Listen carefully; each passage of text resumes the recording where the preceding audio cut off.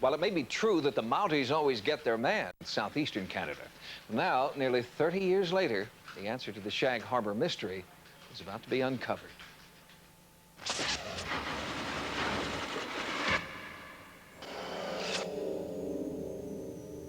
172 miles away from the nearest international airport and 178 miles away from any Air Force testing range, Shag Harbor, Nova Scotia is an unlikely location for sightings of unidentified spacecraft.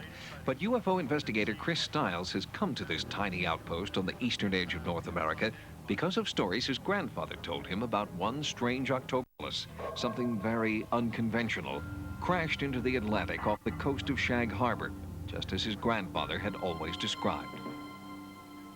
He told me about a 60-foot disc with 4 bright white lights that had hovered for a time in the air, tilted at a 45-degree angle, and slid down and hit the water surface with a loud noise. Nearly 30 years after the crash, Stiles has discovered that there were many other eyewitnesses who still remember the crash like it was yesterday. We thought it was a plane crash the way... Born and raised around Shag Harbor, he was driving at night with several friends when he spotted the strange craft. We'd just come over that hill and we was driving towards Woods Harbour and we see lights. We thought it was an airplane that was coming on and going off, 4 in sequence. 1 would come on, and 2, and 3, and 4, then they'd all be out for a few seconds, then it'd start over. Wickens and his friends saw the object crash into the harbor. They called the RCMP, who responded to the impact site. At that time, there was a single light, maybe a half-mile offshore, quite visible, but it was really dark. I was left on shore to keep an eye on the light and to watch where if anything happened to it, and briefly interview the witnesses as I was doing. Survivors what was thought to be a light plane crash. Captain Lawrence Smith was among the first to reach the impact site. A plane crashed and the skid of the public. Films were made, news. Civilization. Not of this earth.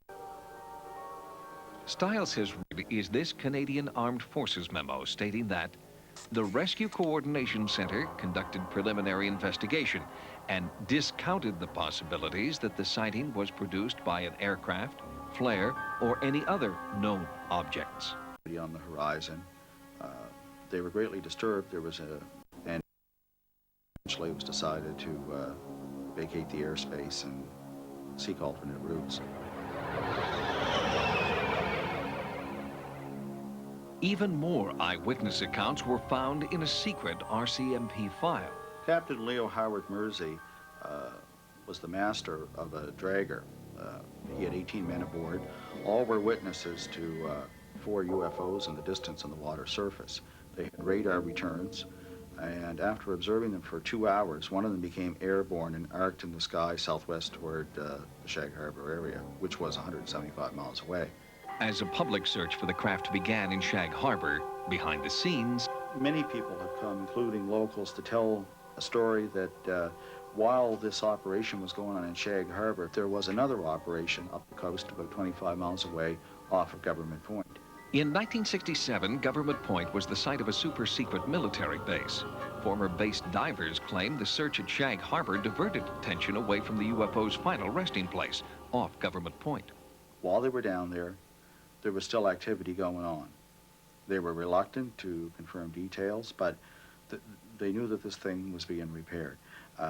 As one person told me, the other object was standing nines for it, is the expression they used, sort of overlooking and giving it protection, assistance, whatever was necessary.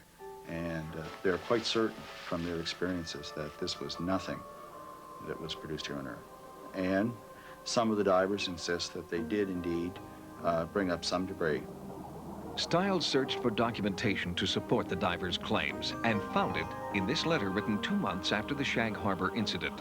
It specifically mentions DND, Department of National Defense, UFO material available for review. Based on this information, Chris Stiles is mounting a recovery operation to search for more UFO debris. Sightings will document this search and bring you the findings on an upcoming edition of our program.